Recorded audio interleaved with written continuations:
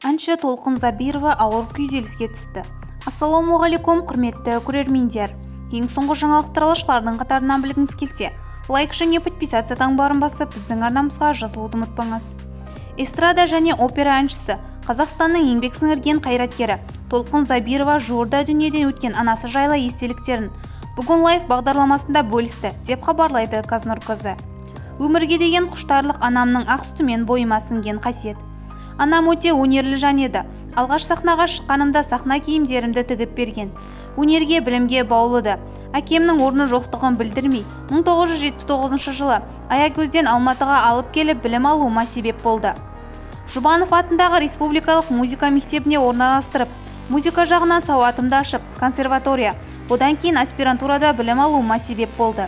Бүгінде кандидаттық диссертациямды қорғап, профессор атандым, шәкірт тәрбиелеп отырмын. Бәрі де анамның арқасында, деп еске алды ол. Әнші жуырда Астана және Алматыда шығармашылық кешенін береді. Өмірге ғашықпын концерті 17 қазанда Алматыда және 23 қазанда Астанада өтеді. Өнер иесі шығармашылық кешенін анасына арнайтынын атап өтті. Бізді бақылауды жалғастырыңыз. Сау саламат болыңыз.